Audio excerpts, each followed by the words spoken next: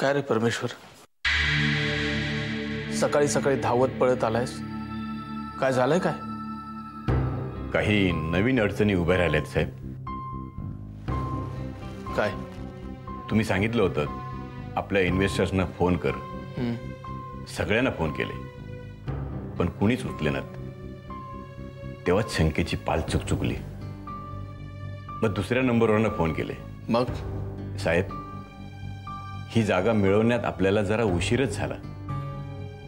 आपल्या इन्व्हेस्टर्सपैकी काही जणांनी पेन पनवेल भागातल्या दुसऱ्या प्रोजेक्टमध्ये पैसा वळवलाय.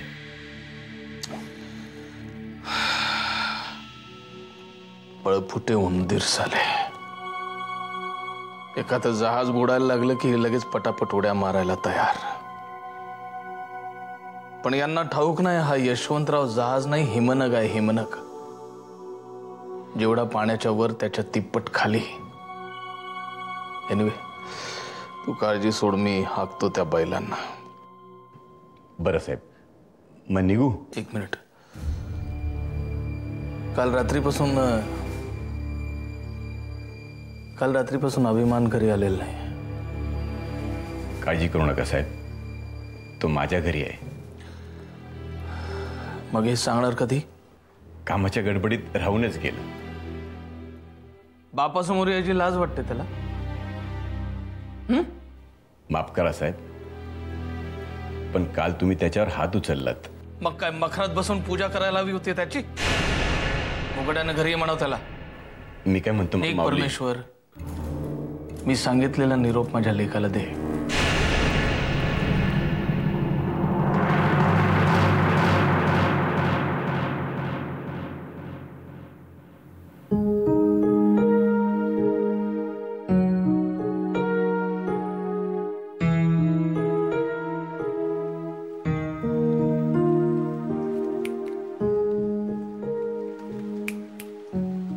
प्रिया,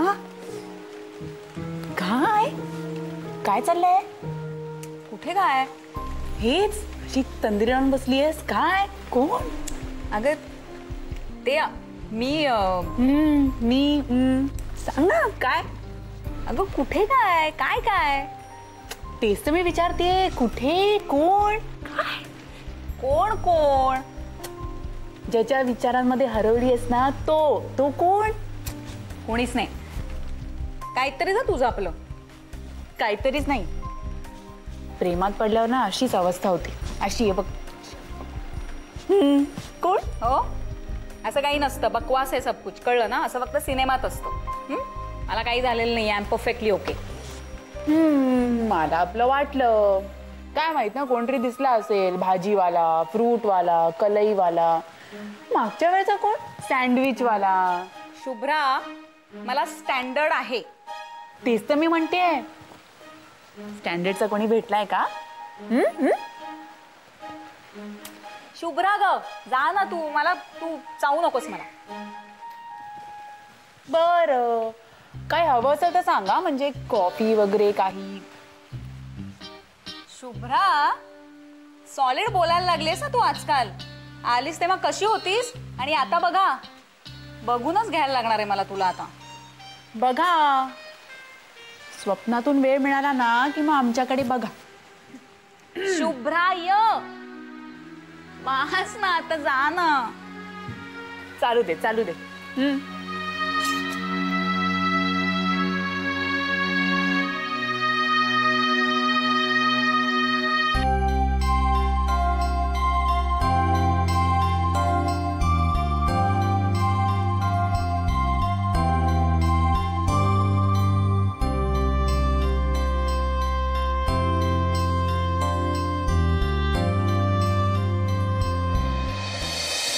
बोल.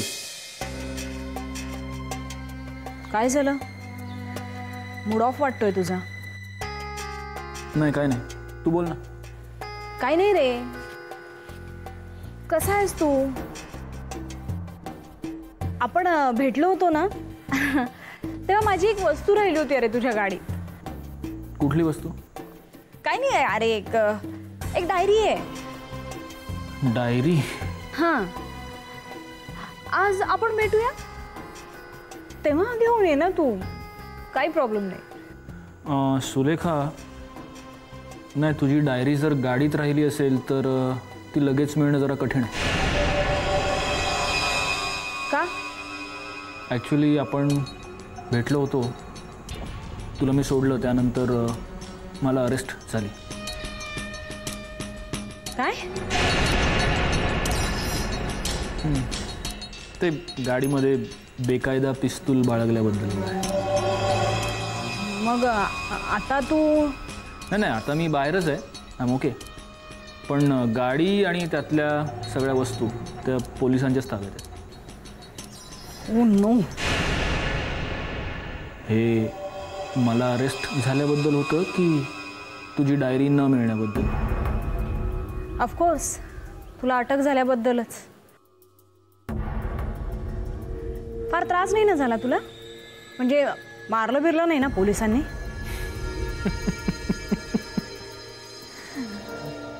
सुलेखा, तू जर माझी एवढी काळजी करणार असशील तर मी रोज पोलिसांचा मार खायला तयार आहे.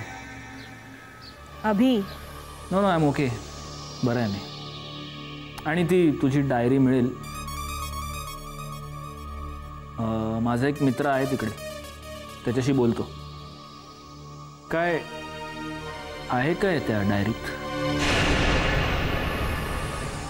Most intimate secrets of Sulekha Raut. Just shut up.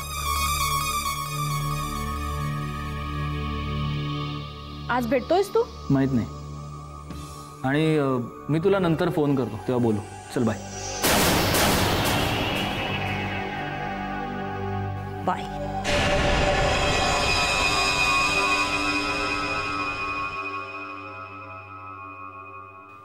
मग काय म्हणाले डॉक्टर सामंत? काय नाही हो, 2-4 प्रश्न विचारले आपले इकडचे तिकडचे. हा डॉक्टर सामंत काय बरा नाही वाटत आहे मला, फार वेळ घेतोय रे. आदिनाथ असं काय बोलताय?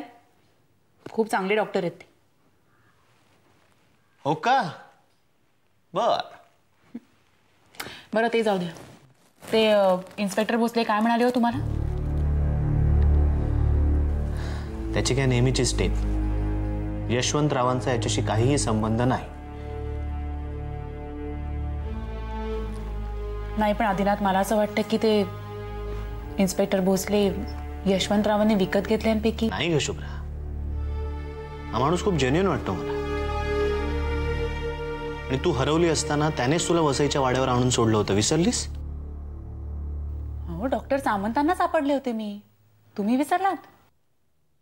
बरं बाई, तुझे डॉक्टर सामंतच ग्रेट आहेत. बस तसं नाही हो आदिनाथ, पण आपण एवढं सगळं सांगूनही हा माणूस असा ठामपणे सांगतोय की यशवंतरावांचा या घटनांची काही एक संबंध नाही, म्हणून मला संशय आला.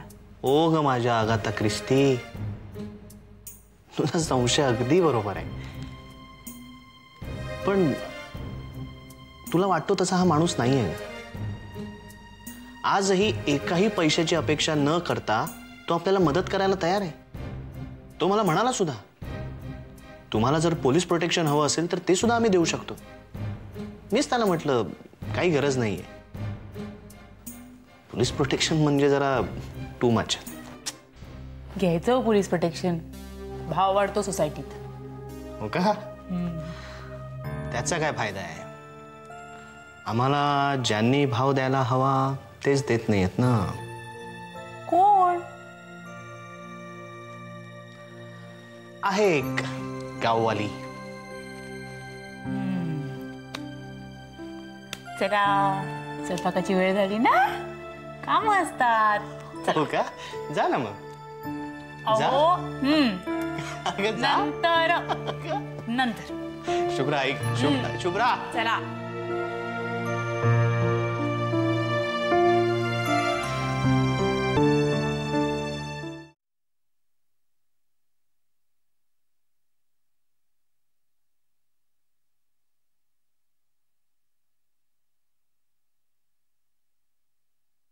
कशी झाली ट्रिप? ठीक. खूप दमल्यासारखा वाटतोयस.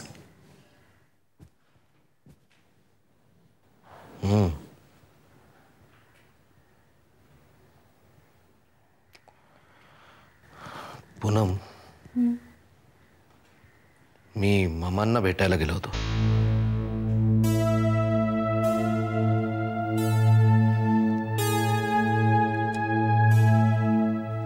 कशी आहे ती? ठीक आहे. काय म्हणाली?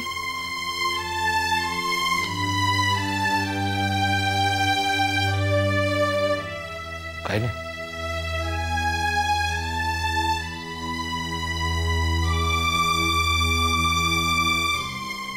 बाळ, तू आईला भेटलास म्हणून एवढा डिस्टर्ब आहेस?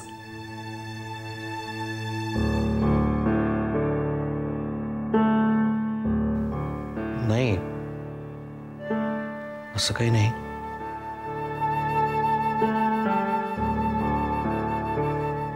पण आपल्या जवळचं कुणीतरी अशा ठिकाणी म्हटल्यानंतर थोडा त्रास हा होतोच.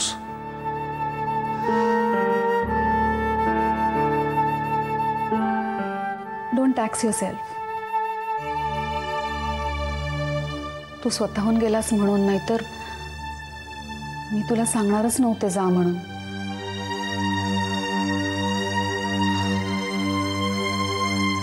मला माहितीये तुला या गोष्टीचा खूप त्रास होतो. घरी सुद्धा गेलो होतो मी. नो वंडर तू एवढा दमल्यासारखा वाटतोयस. माझीच चूक झाली. तू गेला होतास तुझ्या ऑफिसच्या कामासाठी, कॉन्फरन्सला, आणि मी उगाच तुला घरची कामं सांगत बसले. व्हेंटिलेटरची फुटलेली काच बसव वगैरे. I am so sorry.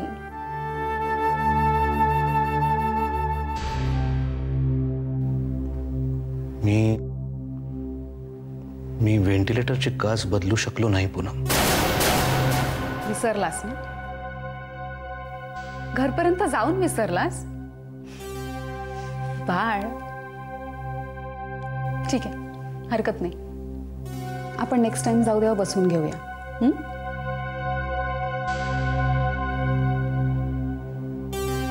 मी व्हेंटिलेटरची काच बदलू शकलो नाही.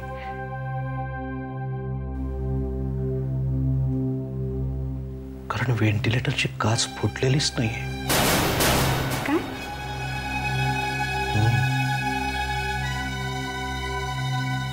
घरातल्या कुठल्याही व्हेंटिलेटरची काच फुटलेली नाहीये पुन्हा. अरे हे कसं शक्य आहे? मला लेखा म्हणा.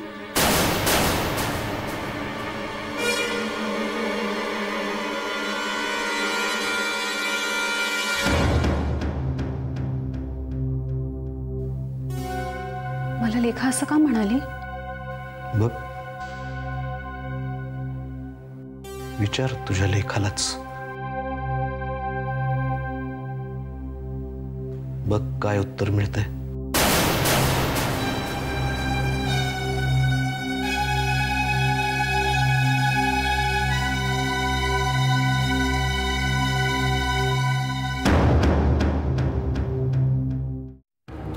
पूनम, पूनम, काय रे? अरे काय चाललंय तुझं? काय शोधतोयस तू? पूनम, डायरी कुठे आहे? डायरी? निखिलची डायरी. निखिलची तुझ्या कपाटात असते ना नेहमी. तिथे असती तर आरडाओरडा करायला मला काही वेळ लागलाय का पूनम? अरे ठीक आहे, तूच ठेवली असेल डाव्या हाताने कुठेतरी. आपण शोधूया ना शांतपणे. हे बघ, ती नेहमी माझ्या कपाटात असते, आपल्या खोलीत. तिथे नाहीये याचा अर्थ काय? तिथे नाहीये? मग निखिलच्या खोलीत पाहिलीस का? तिथे कशी जाईल ती? अरे कुठेच नाहीये तर कुठेतरी शोधायला हवी ना. बघ तिथे. थांब मी बघते. नको, बघतो मी. अरे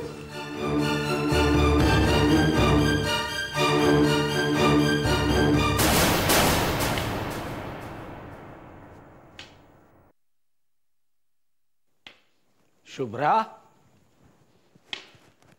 ए शुभ्रा. आजोबा, या. अगं हे काय चाललंय मला कळेल का?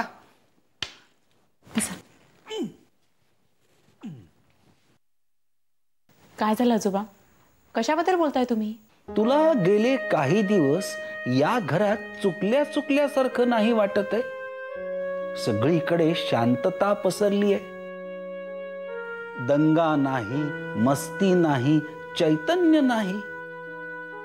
आपल्या प्रियाबद्दल बोलताय ना तुम्ही? मनकवडी आहे सगदी. हो, मी बाहुलीबद्दलच बोलतोय.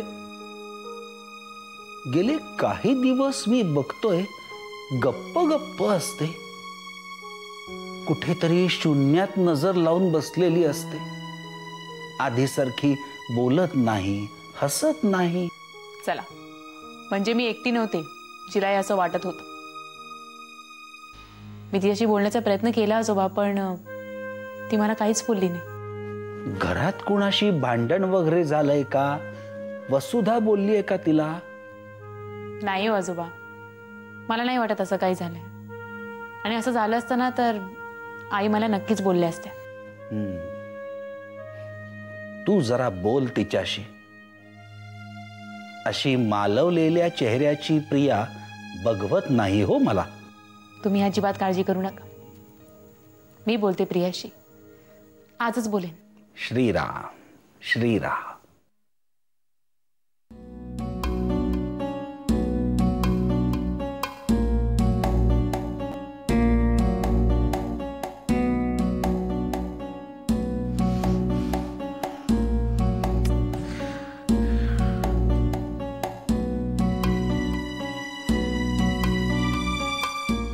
बाळ,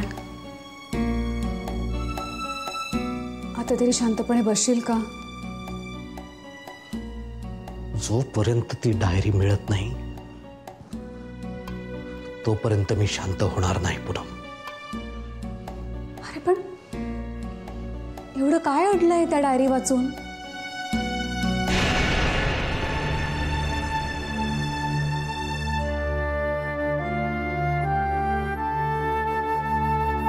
हे तू विचारतेस पूनम? तुला माहितीये त्या डायरीत काय आहे? हो, माहितीये मला. कटू आठवणींव्यतिरिक्त काय आहे त्या डायरीत? आणि बाळ, किती काळ कवटाळत बसणार आहेस ती डायरी, त्या आठवणी? या विषयावर चर्चा नकोय, भांडण होईल आपलं.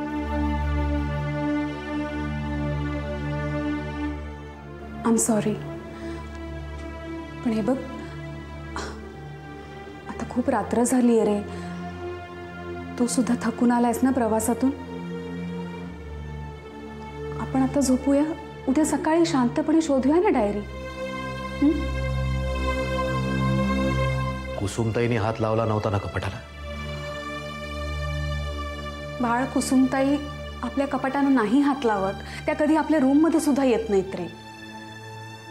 आणि विसरलास का, त्या नाशिकला गेल्यात.